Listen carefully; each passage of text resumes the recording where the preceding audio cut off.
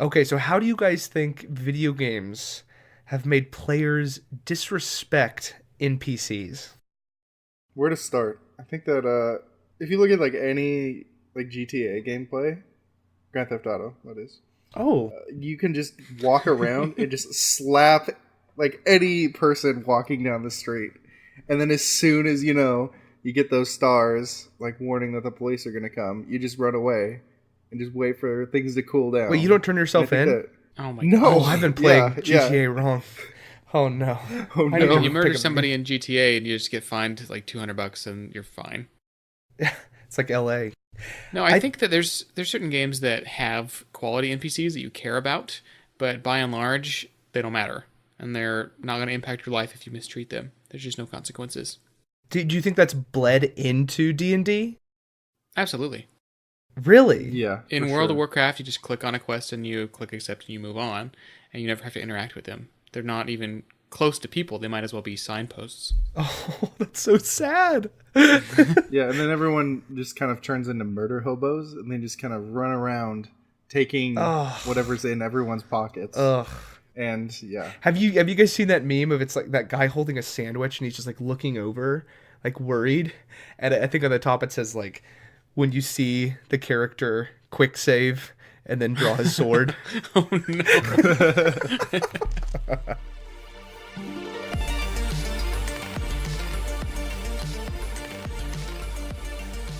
Welcome to Vox Arcana. I'm William, I'm Jake. and I'm David. and this is a Dungeons and Dragons podcast, episode 5, non-player characters. Jake, David, I have a question. Okay. What is an NPC? For the people who don't know what we're talking about. Well, an NPC is a non-player character. Hmm. Check, please. And that's the episode, folks. All right, we're done. Let's wrap up. The way I explain it to people when they ask me is that in D&D and other tabletop games, players control one player, and the DM is the puppeteer and the computer behind the scenes for everything else. So the NPC, or in this case, puppets. Yeah, I mean, I think one of the things that drew me to be a DM in the first place was I could choose to be a player where I got one character, or I could be the dungeon master, game master, and get all the other players.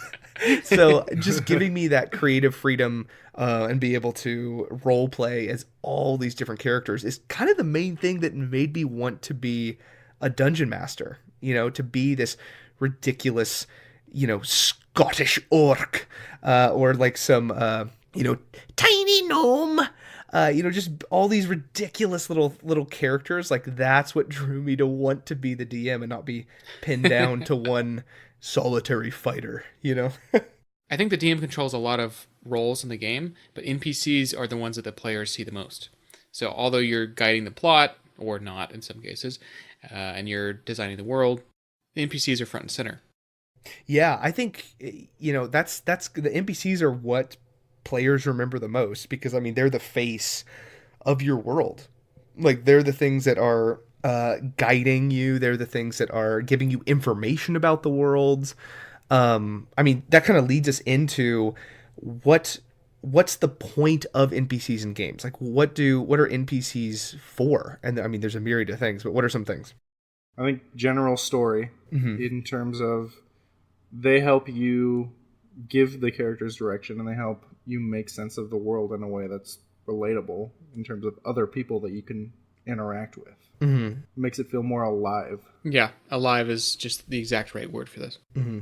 I always find them useful as kind of dungeon master mouthpieces, where if they're attacking an enemy that is way too strong that could wipe them, it's great to have an NPC go, "Oh, you might not want to go over there. That thing looks pretty strong." Like just like Yeah. having. A lot of times I will have kind of a party NPC that normally is high charisma. And is with the players that I can kind of control one character in the party. So I can do a variety of things like bail them out when they get in trouble. or talk them out of situations that they weren't expecting, or just kind of have that safety net of an NPC that can do certain things. That's why I find it really helpful to have at least one in the party.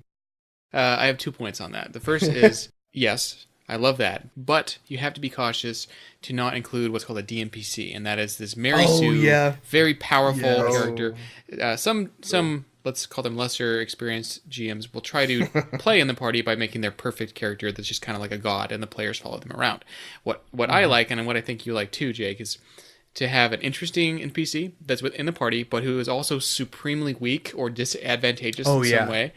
I I had a character that followed the players around, or rather, they demanded that this NPC follow them around for the entire game, and they had the stats of a bandit, like a CR 1/2, I think, bandit. They never improved, they never leveled up, but their contribution to the party was not combat stats. It was just kind of a silly characterization comedy that the players loved. Hmm.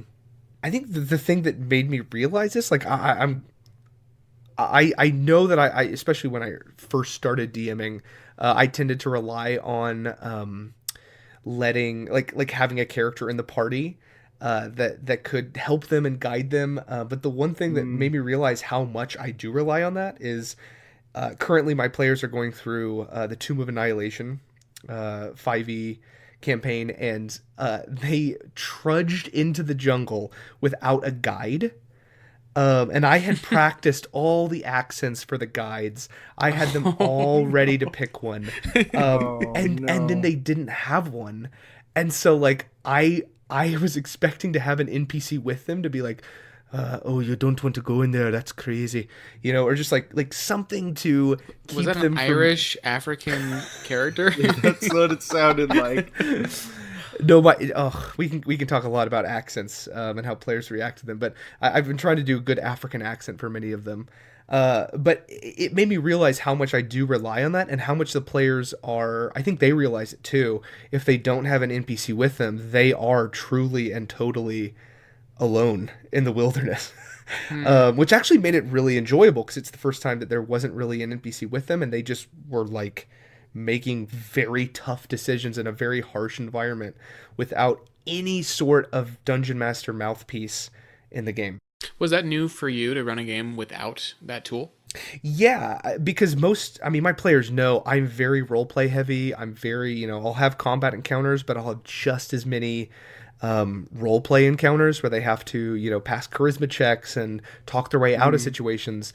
So they're used to having, NPCs with them that are either being escorted or just high charisma, thieves or mercenaries that will kind of talk with them, interact with them, sit around a campfire and tell how their wife died, all sorts of stuff like that.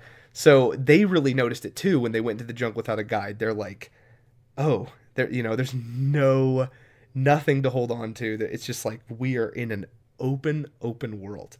So I think it challenged me to be a dungeon master that can reveal the world without having a NPC to guide them along or give them hints or give anything. They were in a truly open world, and I think that fits really well for Chult, especially in that wilderness. So I could see that. I have a kind of controversial point of view on this, based on what you said. Okay. I think that the world that the players are in, you can treat it like an NPC, and the fact that it is giving information, and it is. Oh, true. Yeah, there's a kind of discipline I've been trying to bring to my games, and that is one of forecasting information. So when I was starting as a DM, and actually recently I did this, and I knew better, and so it actually kind of bothered me. Let's say they're going to hunt a Medusa, and you have them find statues of people and other animals, like pretty far out from it. So they have some kind of foreknowledge that this situation is happening. And so if they choose to go into that cave, and they fight a Medusa, it was their fault. What's not okay is they're just walking through the woods and suddenly a Medusa attacks them because they have no choice on it. Yeah. Yeah. And so what you're saying, it sounds like, Jake, is you have kind of had to have the environment lead and guide and inform them of what's happening without literally a mouthpiece. Absolutely. Like I've had to explain a part of the jungle in such a foreboding way that they're wary to go in, as opposed to having a guide who goes, oh no, we do not want to go in there. That is too dangerous. You know, like you actually have to explain the environment in a way that is scary enough to keep them out of there, because as a DM, you know they're Yeah. going to be screwed if they go in. So I love the idea of treating the environment as an NPC, because it takes a lot Hmm. more creativity, but you definitely can. Yeah, I think it brings in. I think you guys have been talking about a great point on how you can lead characters, your players through an environment without necessarily forcing them, Hmm. or it's just kind of like a guide. So like the NPCs are almost the guides to your story, and if players get off track, you can kind of use those characters that you have invested in their party to be like, hey, maybe you should be checking this other object out instead of wandering around in this tomb that's kind of empty. Yeah. And I know for a lot of new DMs, that's one of the hardest things to do is to get players to like go through the story that they have planned. And NPCs are a great way of just kind of guiding players, saying like, hey, you should probably go check out this tavern. Hmm. Maybe there's someone that you can talk to. Yeah, it prevents dead ends a lot of times. You can lead them away from dead ends that they may spend a lot of time on. Yeah. As we're saying about the environment and characters, NPCs are storytelling tools. And I feel like that is what is missing from a lot of video games. And that's not to lump all of them together, because if you play Zelda Breath of the Wild, or you play what's that game on the PS4 where it's like a post-apocalyptic sci-fi, you hunt animals. Oh no, Horizon Zero Dawn. Horizon. That game's So great. if you're playing Breath of the Wild or Horizon Zero Dawn, you see really deep NPCs and you care Yeah. about them as people. But they also are what I would call a tone anchor. And what that means is that you have this world, hopefully, this world you're trying to communicate. And one of the only ways to show the players is to have the NPCs tell them. Look at The Last of Us, which has very few NPCs, but they're all very important. Yeah. And they have this life that they're living, and they have the situations that they are in. And if the players are wandering through a big open world and there's nobody to talk to communicate that to them, they're going to treat it more like PUBG or Fortnite, where you just kind of stomp on things and you shoot things, and who cares? Yeah, no, I think that's a really good idea. And I think there's little things you can do to improve the way that NPCs portray the tone. I mean, even little things like if you want your setting to be more grim, I mean, just have your character have his arm in a sling, or maybe his arm Or missing. no arm at all. Yeah. Like if you do that, it's especially after like a zombie attack or a dragon attack, then you can be like, oh, I mean, these NPCs are people and they have struggles and they lose limbs. Like it's a big deal. Even having little things like NPCs having a family or them mentioning their family that has been killed. Little things like that can make it can anchor the tone into a certain genre that you want it to be in, and that doesn't have to limit it to dark. I mean, you could make you can make the tone more lighthearted by saying, an NPC saying, oh, my son was just turned into a flamingo and took off one day, just something ridiculous like that. And they're going to realize, like, okay, that the tone of this campaign is a little more absurdist. It's a little more silly. So you can really direct the tone of the entire campaign, of the entire world, based on the NPCs and how they portray themselves to the characters. Yeah, I think it's a lot about not necessarily narrating what's happening, but through the actions of non-playable characters, through like the subtext of their actions, rather than just reading off a paragraph like describing the town that you're in. You can kind of see how the town is by the way that people act in it. If people are kind of like hushed and kind of scurrying about, like trying to avoid contact with other people, you might be suspicious of what's happening rather than like people dancing through the streets. For sure. That's a completely different vibe. Yeah. There's a concept in writing, and it's called show, not tell. And what that means is that you can have a paragraph saying, everyone here is sad. Or you could just have every interaction and conversation communicate that on a personal level. And it's always more meaningful and, frankly, more impactful to show people that everyone is sad. Yeah, absolutely. And that's hard to do because it's very easy. And I found myself challenged with this because when I was first a DM, I would the biggest mistake I made is I would tell the player characters how they felt. Oh no. I would say like, oh, Oh. this makes you feel sad, or this scares you, or this fills you with awe. And the more I did that, I realized like, oh wait, I'm kind of taking control of the player's emotions. Like, I need to portray this in such a way that they will feel that naturally without me telling them how their character feels. Because as a DM, Yeah. I don't have the right to determine how they feel or how they react to certain things. So I think that's what's made me mature most as a DM, is doing that show not tell, and not telling the characters how they feel, but showing it and narrating it and portraying the world in such a way that they feel these things naturally, as opposed to me just telling them what they feel at certain circumstances. So, in terms of making an NPC and doing it right, I guess there aren't any hard rules, but what are some guidelines that you can follow to make your characters better? Let me tell you, David. Here's a technique that I know I shared with Jake that he said has changed his GM prep. Oh, is it I the heard alphabet thing? Yeah, I heard this on a podcast some time ago. Sorry that I don't remember my sources, but all you do is you write the letters A to Z vertically down a paper, and then you go down the line from A to Z, and you write in a word or a name or just whatever comes to your mind that you think is enticing. And then when you're playing the game, and you need to come up with the name of a tavern or a pet for a druid or an NPC, whatever, or a town, you just scratch out that name off your list. You write down what it is in the world, and you have your name. And it saves so much time, and it seems so simple that it's almost stupid, but it brings the world to life in such a way where the players often ask, "What is the name of this person?" And I'll scratch my head and say, his name is Harold the Herald." Right, and it breaks the immersion because they know that he's being improvised and he's not real and he doesn't matter, and it's important to make every NPC matter. Yeah, this has saved my butt so many times because my players have, they played with me for so long that they like to challenge me. So they will, just go to a random, the barmaid at a tavern and she'd be like, "What's your name?" And then before I would just be like, "My name's Salakin." Salakin. It'd be something that I come up with out of nowhere, and they would just laugh so hard because it's like they know I'm improvising. One of the ways that I've seen this used is I'm a huge fan of Dan Harmon, who does he did Community, Rick and Morty, Harmon Quest. He's very bad at this.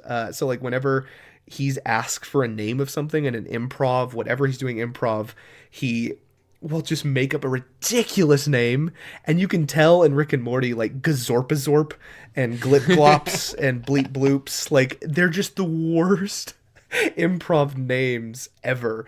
And so my players will try to get me to say some ridiculous name like that. But since I've kind of instituted this in my game, the A through Z, I have right there 26 names that can be applied to various things. So when someone asks a name, I just go down the list, and within a few seconds I have a name that sounds like it was prepared immediately, sounds like they're official and the players care. It's not just a throwaway player named like Chagula that they just laugh at whenever they hear his name. Where these names Jemima. are coming from. I mean, I've got a ton of improv names, but they're weird. And it looks like you're consulting notes that you've prepared instead of just looking at a list of name prompts. 100%. So I think ever since instituting this, it has helped me immensely. I would recommend it to any dungeon master. Again, just 26 letters, A through Z, and just write a name for each. I mean, just A, Azora, B, Bartholomew, C, Clarence. Just even the and make them just varied. You can even look them up in the like race names from the player's handbook or the dungeon master's guide, and just write the names on there. But being prepared like that helps so much, and it saves you some ridiculous heartbreak of giving your characters an NPC named like Bloop Blop or something like that. So I would call that rule name every NPC.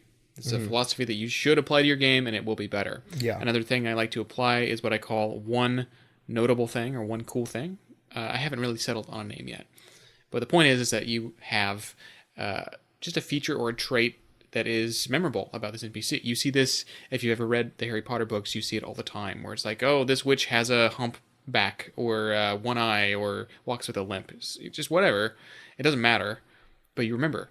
This is interesting because it kind of makes every character feel unique and not just generically improvised with a unique name. It just kind of breathes more life into them and makes them their own entity that you can kind of have a unique interaction with that you wouldn't necessarily have with talking to someone who is, right next to them. Mm-hmm. Yeah, and it's really easy too. I think the Dungeon Master's Guide has a table for it. I think Xanathar's Guide has another table for it. Xanathar's does. And yeah, there's like a million different tables for it, and you can even make your own. But just little things like, the character's missing an eye, or the character has a stutter, or the character has a peg leg, or the character has like an obvious weird pet rat. Just like something like that. Anything that gives them kind of one thing that sticks out, one thing that your player characters, because oftentimes they won't remember the names of NPCs as much as it pains dungeon masters to be like, no, his name is Zamora. It's nice to have some feature that no matter what, your player characters in your party will be able to be like, oh yeah, wasn't that one-eyed green dragonborn? Or something like that, where they'll be able to be like, oh yeah, that was that weird elf with the Scottish accent. Just like they'll know them by that one feature. So I think every NPC should have at least one, oftentimes multiple, but at least one thing that sets them apart from just like a normal human farmer. Well met. I'm the same as that other guy, but now my hair is yellow. Yeah. Gloop glop. So what are some of your favorite just like, we could give some examples of just some one word things, or just some one phrase things that bring NPCs to life. What are some of you guys have? All right, so any type of scar, it could be on their arm, their face, anything that would signify a battle that they were in, and maybe the type of creature that caused it would be a notable just thing that you can add. So it looks like claw marks across someone's face. Like that breathes life. You know that they are a fighter of some type, or they were in at least one battle. Oh, I really like that. From there, there are a lot of. They could be missing an eye. I think I like missing limbs is like really interesting. Like missing a hand or missing a few fingers. Could be like maybe in a town they have a local law of like any thief like loses their hand. So, like, maybe they were a thief, and that's why they lost their hand, or things like that. This is a really cool point, David, because I feel like you're using the NPC development to build a world. Because you have a guy with, a missing eye and a scratch across his face. He says, that was the mountain bear, Misha, who took me down when I was 35, right? And now you know that there's a bear named Misha up in the mountains. Or a war that happened, whatever. Like, it's all kind of serving the purpose of world building. I love that, and I haven't thought of that before. So for me, my players at my table, they normally recognize NPCs based on their accent.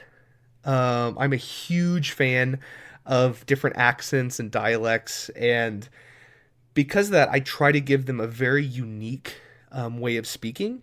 I do this also to drive home the point that I think player characters should have a unique accent.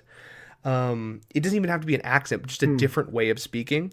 So with new player characters that we're creating, I'll always say, okay, how do they sound? And how is it different than your normal speaking voice? Ooh, because I want to be able to differentiate table talk from the characters talking. I want the really good. I want the player and the character to have different ways of speaking so I can tell who's speaking. Because if you have a character who's, let's say I'm a human wizard, and my dialect is this: hello, I'm a human wizard. There's no way to differentiate. But if you say I'm a human wizard, and that's what my character is, and your character goes, hello there, I'm a human wizard, and I have my spell book right here, and this is how I sound. It's just different. And a lot of people get scared. They're like, oh, I can't do a good British accent. I don't want to. Even little things like adding a stutter to your character, or make most of my players make their characters just have deeper, gruffer voices. So you'd be like, "Yeah, I'm a tiefling fighter." You know, I have a question. What is with British accents being the default exotic accent? it's medieval. We Yeah, especially and Tolkien, mhm. all medieval fiction for America, for the United States, is funneled through Britain. You know, the United States didn't have a medieval era. You know, back then, the Aztecs, Huh. they were in charge over here, so there wasn't really a medieval era here. The medieval era was happening Sure. in Europe, and we are a generally English speaking nation. So all of the medieval time period has been funneled through England, and D&D takes place in a fantasy setting, which is traditionally more medieval, more dark ages sort of timeline. So because of that, most NPCs, especially in video games and pop culture and fantasy settings, have had a British accent, and that's bled into it. And I think that's for me that like that a lot of my NPCs have some degree of British accent, whether it's like a posh accent or like a disgusting chimney sweep accent, Oh, or just like a guttural Londoner slang accent. British accents are pretty common. I feel that French accents are underrepresented, especially French peasantry. Oh yeah. it's kind of hard to do though because the British accent is so predominant in our just culture. It just seems weird. Yeah, and I don't know. Personally, accents play with the expectations of the character. So if you have someone comes to be like, "Hello there, what are you doing over there?" Your characters are going to be like, "Okay, that's a peasant. They're poor. I don't want to talk to them. Like, They get them out of probably are here. dirty. You can smell them through the accent. You know, like that's what you get from Oh, that true. accent. But if you say, "Hello there, what are you doing here?" You know, they think, okay, that might be nobility. That might True. be someone who has power over me. I imagine them probably talking down, looking down their nose at me. And so you play with the perceptions of accents. You know, if you come in and like I was doing my African or my Chilton accent before, it's like, oh, what do you see over there? What is going on? They think, okay, that person is exotic. That person is from a foreign tribal. land. Yeah, maybe tribal. And those are just, you have to play with these conceptions that people have. Like for me in my game, the main French accent I use is for this really flamboyant tailor. And it just fits that person because it's just like a snobby French fashionista. And it fits that character. So it's the art of matching the perceptions to the NPC and also playing with that, you know, not forcing tropes, but just playing with expectations of the players. What I would True. call it is it's almost like Disney tropes, where they are just a little exaggerated. Imagine Sebastian the Crab with his deep Jamaican accent, voiced by a white guy, right? It's very interesting. I think one of the other interesting things that accents can do is they help you play as a character. So not only do they help the players listen to your perception of who the character is, but it can help you inform how you would play that character. So if you're playing just a grimy goblin just hobbling around, it kind of tells you how you would the actions that you would do as that goblin, if that makes sense. Absolutely. And it just helps you differentiate between like you being a normal person just playing just a game versus this like putting on a character. Yeah. And it helps so much with just the players being able to differentiate when the dungeon master is giving a narrative. You know, he's explaining what a babbling brook looks like in the valley that you entered. That's got to be different than when he meets the hobgoblin warlord that's there. He's got to sound different than the dungeon master who's explaining. And it's very important to have that, or else the players will be confused at when the DM is talking as a DM and when, you know, the DM is controlling an NPC. I think voice acting is like incredibly important, and I think it's easier than people think. A lot of people are like, I can't do an Australian accent, or, you know, I can't do some of these ridiculous accents. Even changing your voice a little bit, like I said, a stutter, a deeper voice, a higher voice, those are all easy ways to differentiate when the character is talking versus when you are talking at the table. Yeah, it's not about the quality of the accent, it's more of just doing one. Mm-hmm. One interesting thing that I would say as encouragement to people who don't think they can do voices is that doing a bad accent is just as memorable as doing a good one. Yeah. For example, I'm a big fan of DVD commentaries, or at least I was back when I had time. And on the commentary for Futurama, which if you haven't seen it, you probably should, one of the voice actors explained that the voice he created for the robot devil character is his bad impression of the dad / Captain Hook from the Peter Pan animated movie. And it's just a bad impression, but yeah, it's different enough and it's memorable enough to it be becomes its own thing. Yeah, that's great. So a common thing that people have is their races in their worlds have specific accents. Do you guys do that? For me, for example, the dwarves, cliche, they have Scottish accents. The elves tend to have kind of high-minded, posh accents. Poor humans tend to have either chimney sweep British accents or kind of just like grungy Southern American accents.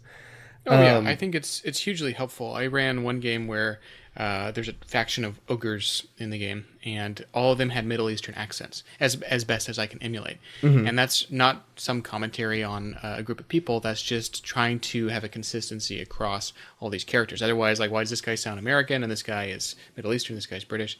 It doesn't make any sense. Yeah. One of my favorites that my players love is all of the turtles in my game have pirate accents. Oh my god! And it's been hilarious for them to interact with turtles who just all "Yar, how are you doing there, matey?" I was gonna ask for an example, but I'm glad you just went for it. Yeah.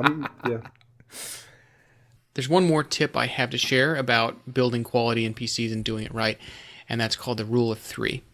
The rule of 3 doesn't just apply to NPCs; it really applies to all kinds of interactions your players have with the world. All it means is that you just group things into 3s. So, for example, they walk into a room, they see a desk and a chair and a basket and a guy standing there and whatever. Like, you can give all these details that the players won't remember because they're just going to go to the one that is the most interesting. They listen until they stop listening and then they go.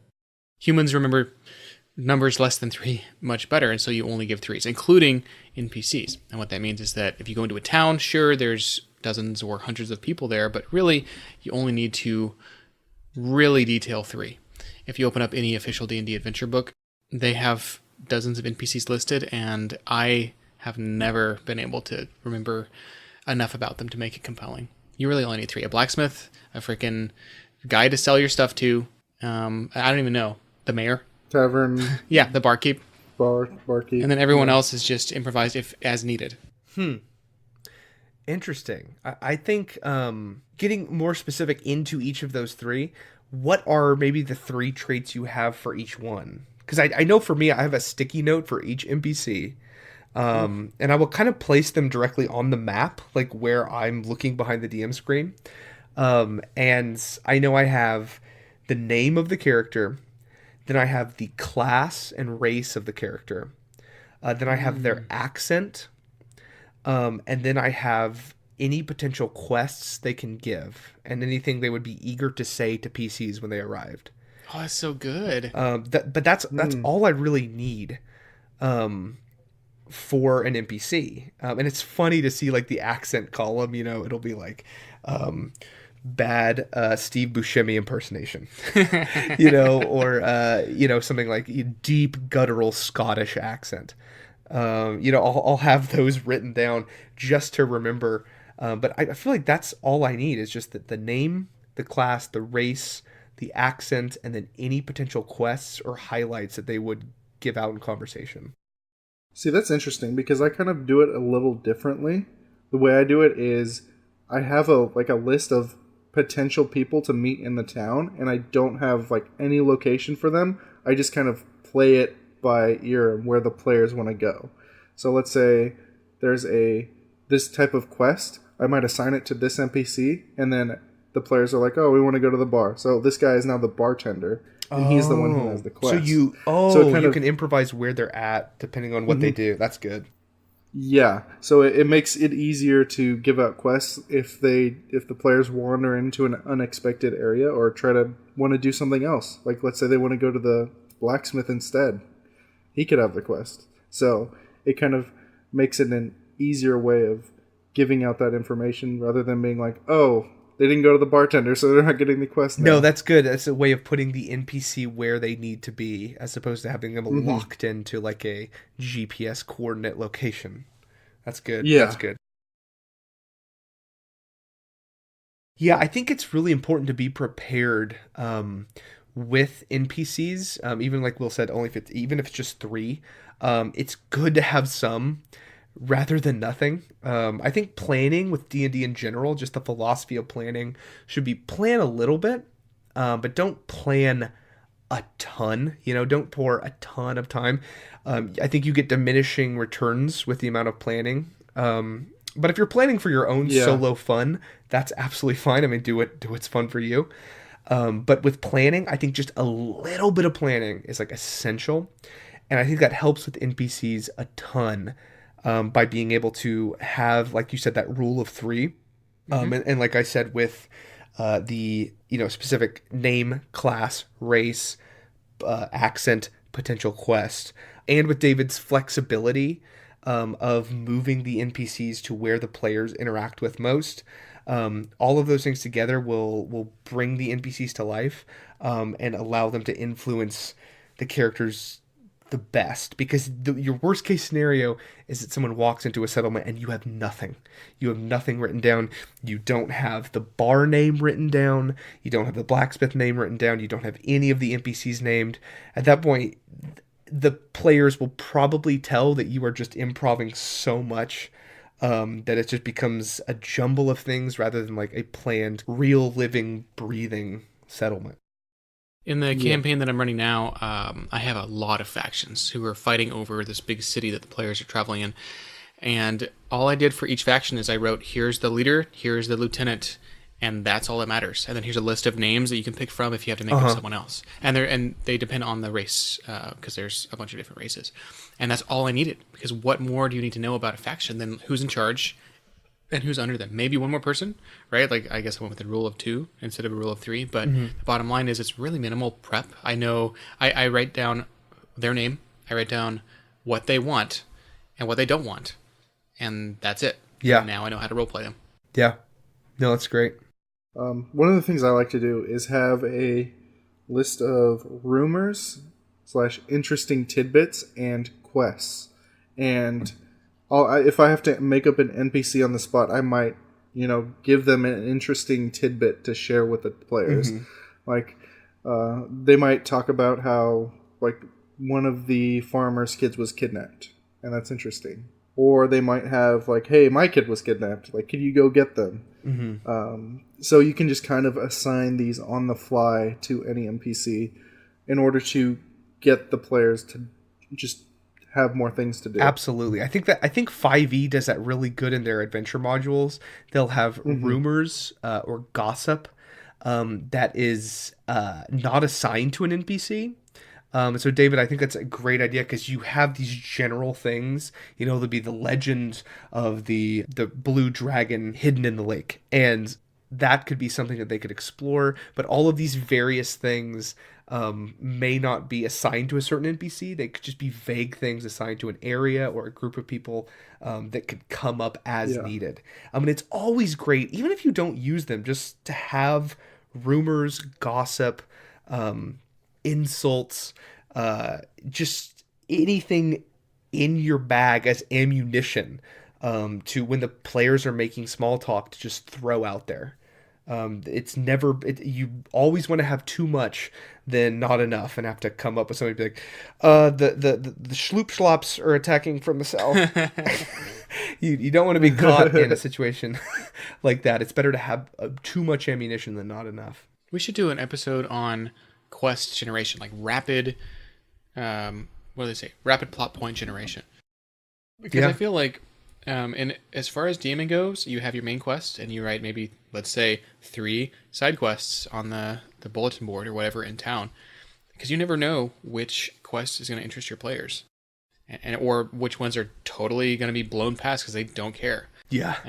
And so being able to minimally prep while also minimally investing in the communication of the quest is essential to not making yourself go crazy. Yeah. Okay, so let's try to build our own NPC, with just like a few, like we said, like brief phrases or just one word, just characteristics for an NPC. So we'll each give one word and see what our NPC turns out like.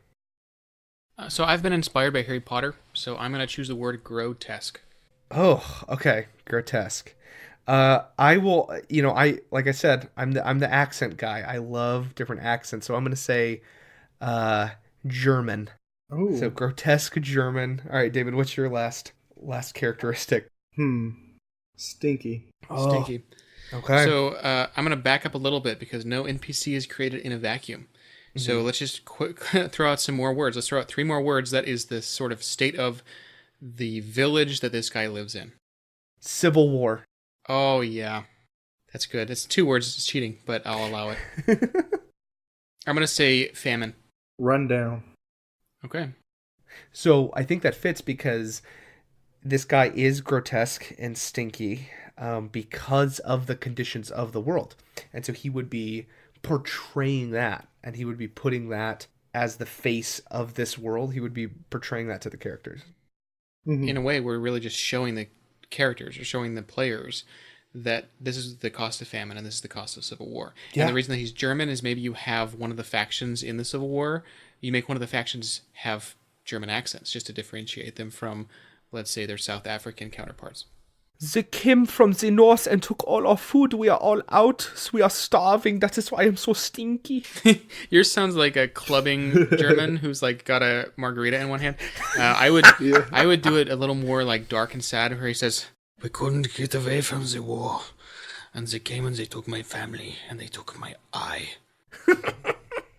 See, already the players are just kind of recoiling. How would you do it, David? Yeah. Oh, oof. If you want to. I'm not very good at German accents, so... What would be an accent you would feel comfortable to do? Because I feel like this is a good indicator for the average listener who might not be as comfortable. I think doing a more... I would, like, when I first heard the word grotesque, I was imagining more of, like, a goblin-esque, like... We've been out here for years, and fighting has been civil and warish. Oh, man. Something along those lines. That's great. I love it. Is that a goblin voice? Not really. David's goblins are all British. They are. I feel like all of yes. David's NPCs are British. And that's not like a bad thing, because then I know when an NPC is talking. True. I love it. All right, fellas. So any closing thoughts on NPCs? I have something I want to say about the tone anchors for NPCs, Okay. and that is that D&D is usually a pretty silly game. It's essentially a bunch of inside jokes for 3 or 4 hours, right? No matter how serious you make it, even if you're playing Warhammer 40,000, which is a super grim, dark game, I think that you have to have this levity and this humor to make it palatable over a long period of time. But if the GM wants to be silly and make their NPCs silly, and like you said before, my son got turned into a flamingo and flew away. Like it's very silly. But it's important to have your NPCs be consistently tonal in the world. Yeah. Yeah. Because the game can run away and just be ridiculous. This is why at my table the players know if they come up with a silly name for their character, like James Bond or Jack Sparrow or something, obviously, not original. I tell them they have to pick another name because that can damage the tone of the game just right there in one decision. Yeah. It's like, I'm Mr. Poop Hat. Like, that's going to take away from the umbrella. Yeah, we're saying, like, I'm Captain America. It's like, oh, this is a Marvel movie. Like, yeah. No, I completely agree with that. Like, keeping the tone consistent. Like, the NPCs are the best tools that we DMs have to institute this world, to be able to portray this world to the characters. So they should be consistent and they should be interesting. Like, if you have any time to plan your sessions, a lot of that time should be devoted to the NPCs of your setting, because the NPCs are the face And they should be interesting. They should have backstories. They should be compelling. If a character should ask, how they lost their eye, they should have a story for it. And I think that's a great, great way to portray your world to the characters, other than narrative. It's a great way to show and not tell. Oh, couldn't agree more. Yeah, I think you should build your world around the NPCs that are interesting and just go from there rather than build a world and kind of fill it with generic NPCs. Absolutely. It goes back to our world building episode, where it was you start small, and a great place to start is your NPCs. And now I have water here. I'm trying to be quiet. Okay. In the world creation episode, which if you haven't listened to it, you should listen to it right after this. If you spend your time making the last 10,000 years of world history for your world with an origin story, ask yourself, how will the players find out about this? Because I think that any lore you make should be communicable from an NPC to your players. Because an average peasant will not know, like, that the god Thaddeus, split the world egg from the whatever. He won't. He's going to say, like, we don't like the king. And here's why. Yeah. Oh, I love that. I love revealing information of the world, like, through character dialogue. I think that's so interesting. You look in Star Wars, and you see Han Solo talk about doing the Kessel Run in, like, 12 parsecs. That's so interesting, like, having that, like, tidbit of information, because it asks so many. You're asking so many more questions because like, what's a parsec? What is? Yeah. George Lucas surely didn't know. and that's yeah. And I think that's, if you can get to have your players ask more questions because of an interaction with an NPC, then, like, you're doing a good job. I think it's time that we move into this week's question vault. This question has me excited. It's totally on topic. This week's vault question is, what are your most memorable NPCs and why? Oof. Oh, man. So actually, before this episode, to be prepared, I polled all of my players that have ever played in any of my D&D games and asking them some of their favorite NPCs. So one that stands out, because I've ran basically the same campaign for several groups. And I've done that a few times. So they all had a lot of things in common. The main one that they loved was a character called Chronicler. Chronicler is basically like a Warforged character. He's kind of robotic. He kind of looks like the robot from Rogue One. I think K2SO. And he's just this big bronze, K2SO looking lanky robot that just spouts information off. Basically, how he started, his origins were, the original party didn't have very many smart characters. I don't think they had a wizard. I think, most of the characters were martial archetypes that were, fighters and rangers, and that sort of thing. So they didn't have any characters that had a good focus in history and religion and Arcana. And because they didn't, I wanted to have an NPC that could help them with those, because they were rolling really bad on those. They didn't have any bonuses to those. So I created this character, Chronicler, who basically could spout off facts, like a Wikipedia article. He could spout off facts about old religions or the history of areas. Or, did he ask for donations every year? Oh my gosh. No, but his whole goal was to glorify, like, the god of righteousness. So he just walked around and be like, "Hello there, I am Chronicler. I am trying to spread the good news." And he just sounded robotic and inhuman, but they absolutely loved him. And he's been one of the fan favorites because he would just kind of march along with them, and whenever they'd get in trouble or need to be in stealth, they just shove him in their bag of holding. Oh my gosh. Chronicler was their favorite because they loved me talking in that horrible smoker's accent. And he's been one of the fan favorites that, many of the people said. Is he still in your world? Oh, absolutely. Chronicler is, he's been a consistent part. And when they find him again, even if it's, 100 years in the future, this rusted robot that's walking around, they love it. Still chronicling. Yeah. So what about you guys? What are some of your favorite NPCs? Let's see. For me, I had he didn't last very long. I'll just put it that way. He was a half orc, and he was just kind of sent in with the party to, be Oh. the DM voice, and he would always like try to like mess around with the players, like antagonistically, like calling them dumb and stuff. And they were in a dungeon, and I wanted to show off the danger of the dungeon. So he jumps across this gap, and he's like making fun of the other players because one of them missed the jump. And then he just walks forward, and you just see him get sliced in half as like a shimmering blade like crosses across the room, and he's just instantly killed. And everyone just was like so terrified because he just instantly died. So he was really cocky and very strong, and to see our best but also most sassy GNPC be slaughtered in one shot made us not want to go across the chasm. For my favorite character, originally he wasn't my favorite, but he kind of became that. The idea was I mix and match a lot of rules in my campaigns. So there was a supplement I was using that has you generate an NPC in terms of what they're good at, and then they always have a flaw. So partway through the campaign, we switched to 5e from this other system, and I kept this character. This character's name was Foxy, and the idea was they were very loyal and diligent, but they were too young. This person was supposed to be like a 12-year-old boy. And so I roleplayed him essentially like one of the Goonies, or at least kind of a cruel approximation of one of the Goonies, where he's very excited to do everything. He doesn't really understand the level of danger he's in at any given moment, and he just wants to help. And that's the one I mentioned earlier in the episode where he just always jumps in, but he never levels up, and he was terrible. He did D6 damage for, I think the session lasted 14 sessions, and he was trashed from episode 1. It was very memorable, and I've actually rolled him into another campaign just because, even though I think he was killed eventually, which was very sad. I brought him back to life in the next campaign.